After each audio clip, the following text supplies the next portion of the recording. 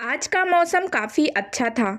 बाहर बादल छाए हुए थे और ठंडी हवा भी चल रही थी।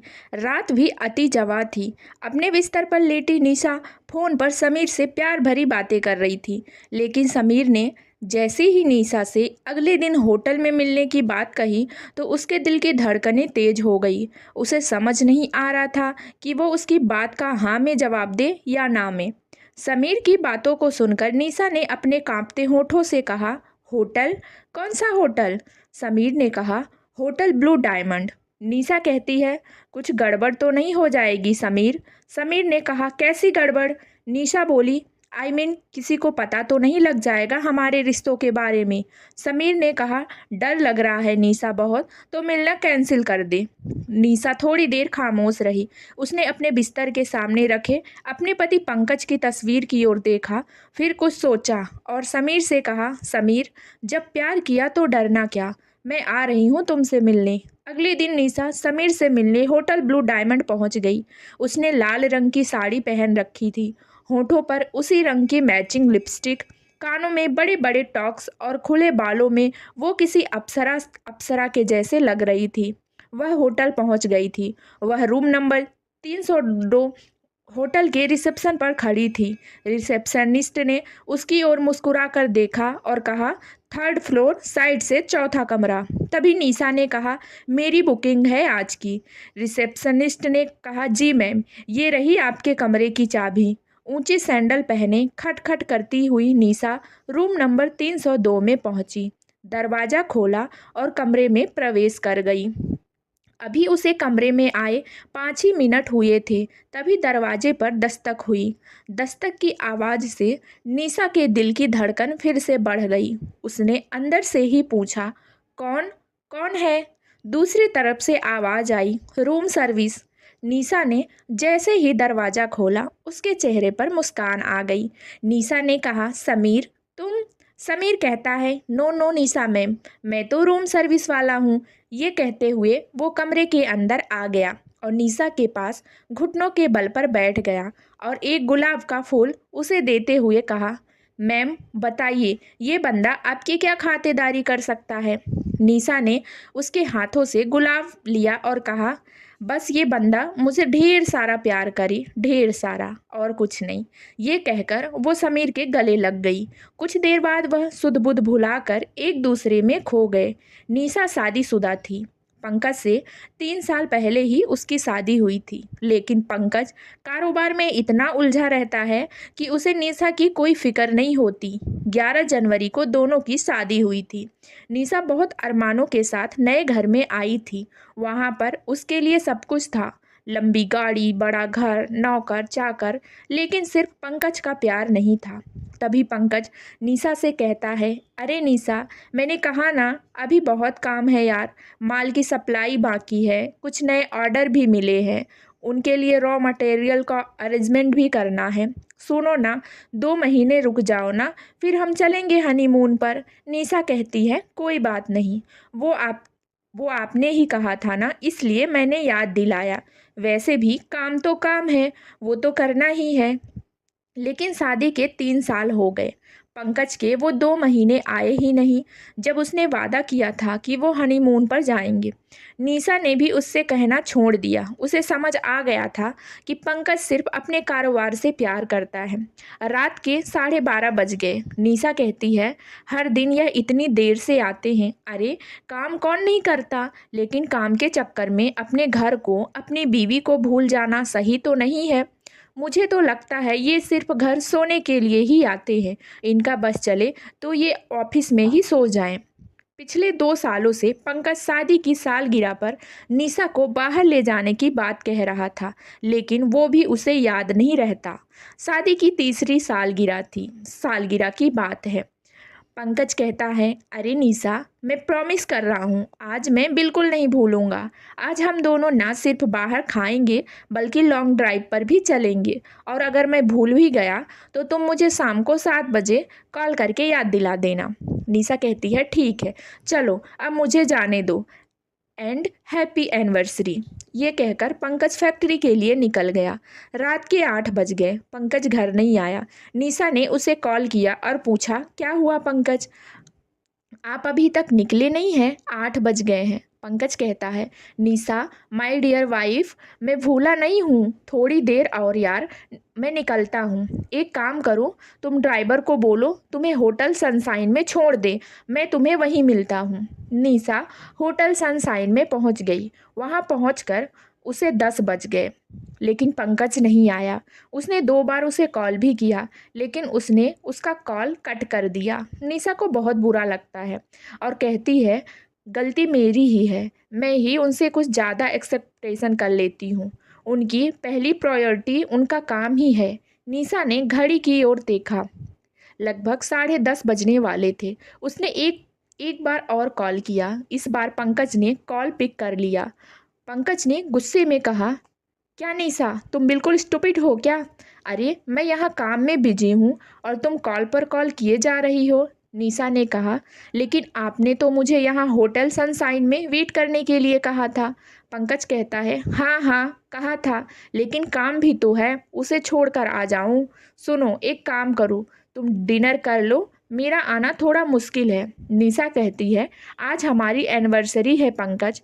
पंकज बोला, हाँ तो क्या हुआ, तुम अकेले एंजॉय कर लो ना स्वीटहार्ट। चलो अब मैं फ़ोन रखता हूँ, मुझे बहुत काम है। पंकज की बातें निशा के कानों में गूंजने लगी। अकेले एंजॉय कर लो ना। उसकी आंखों में आंसू आ गए। वो अपने टेबल से गुस्से में उठी और होटल के घर वापस जाने के लिए निकलने ही वाली थी कि एक बहुत ही हैंडसम सा लड़का उसके पास आया और बोला, excuse me ma'am, my name is Sameer. आप किसी का वेट कर रही हैं क्या? निशा कहती है, आपको उससे क्या मतलब? समीर ने कहा, देखिए मुझे गलत मत समझिए, मैं बहुत देर से आपको देख रहा हूँ कि आप परेशान हैं, किसी को बार बार कॉल भी कर रही हैं, कोई आने वाला है क्या? समीर की बातों को सुनकर निशा फूट पड़ी। उसकी आंखों से आंसू सारे बांध तोड़कर बहने लगे। समीर बोला, क्या हुआ मैम, आप रोने क्यों लगी? कोई प्रॉब्लम है तो आप मुझे बताइए ना। पता नहीं उस घड़ी ऐसा क्या हुआ, निशा का अकेलेपन का दुख उसे संभाला नहीं गया। उसने सारी बातें समीर से कह दी। समीर निशा से कहता है, जानती हैं, किसी भी रिलेशनशिप को बांध कर जो रखता है वो है प्यार। इंसान कितना भी परेशान हो, अगर प्यार से कोई गले लगा लेता है ना, तो बड़ी से बड़ी परेशानी भी बर्फ़ की तरह पिघल जाती है। अफसोस कि आपके पास सब कुछ रहते हुए भी प्यार से गले लगाने वाला वो शख्स नहीं है जिसके गले लगकर आप सब कुछ भूल जाएं। समीर की ये पहली मुलाकात थी। उस पहली मुलाकात में समीर का जादू निशा पर चढ़ गया था। समीर एक सिंगर था। उन दोनों की दोस्ती हो गई और फिर उनकी बातें भी होने लगी। निशा को समीर की एक बात बहुत पसंद आती थी। वो जिस तरह निशा का ध्यान रखता, उसकी केयर करता, ये बात निशा को बहुत अच्छी लगती थी। समीर को भी निशा बहुत पसंद थी। हालांकि दोनों ने कभी एक दूसरे को खुलकर नहीं कहा, लेकिन आखिर कब तक वो इससे दूर रहते। एक दिन समीर ने ही निशा को प्रपोज कर दिया। निशा ने कहा, समीर तुम तो जानते हो ना मैं शादीशुदा हूँ, फिर भी मुझे प्रपोज कर रहे हो। समीर ने कहा, क्या मैं एक शादीशुदा से प्यार नहीं कर सकता? क्या ये किसी किताब में लिखा है? निशा बोली, किताब में तो नहीं लिखा, लेकिन समाज में इसे गलत समझा जाता है। समीर ने कहा, किस समाज की बातें कर रही हैं आप निशा जी? प्यार करने से कोई समाज किसी को नहीं रोक सकता। अरे प्यार ही तो वो शक्ति है जिससे आपका समाज चलता है। अगर उसे ही निकाल देंगे तो फिर क्या बचेगा? समीर की बातें निशा को तो समझ में नहीं आई, लेकिन समीर के बिना वो नहीं रह सकती थी। दोनों छिप छिप कर मिलने लगे। उन्होंने सारी सीमाएं भी कई बार लांघ दी, लेकिन निशा समीर पर खुद से ज़्यादा भरोसा करने लगी थी। निशा को नहीं पता था कि समीर उसका यूज़ कर रहा है। उसने निशा से लाखों रुपए ऐंठ लिए थे और वो उससे अय्यासी करता था। समीर कहता है, सोने के अंडे देने वाली मुर्गी हाथ लगी है मेरे, अपनी लाइफ तो बिल्कुल सेट है। हालांकि कभी कभी निशा को भी लगता था कि समीर उससे बार बार पैसे क्यों मांगता है। उसे ये भी लगता था कि वो अपने पति को धोखा दे रही है, लेकिन उस रिश्ते में उसे अब घुटन सी होने लगी थी। इसलिए समीर का साथ उसे अच्छा लगता है। लेकिन आखिर समीर और निशा का रिश्ता कब तक छिपता? आखिरकार पंकज को अपने लोगों द्वारा समीर के बारे में पता लग गया। उसे ये भी पता लगा कि समीर बहुत ही बदमाश किस्म का लड़का है। उसने शहर की और भी कुछ औरतों से ऐसे नाजायज संबंध बना रखे हैं। वो उनका पहले तो फ़ायदा उठाता है और बाद में उन्हें ब्लैकमेल करता है। पंकज समीर की असलियत निशा को बताने वाला था। तभी एक दिन समीर ने 10 लाख निशा से मांगे। निशा ने कहा, 10 लाख रुपए? मेरे पास इतने रुपए नहीं है समीर, और मैं अपने पति से इतने पैसे मांगे तो उन्हें शक हो जाएगा। समीर कहता है, वो सब मैं नहीं जानता, मुझे पैसे चाहिए।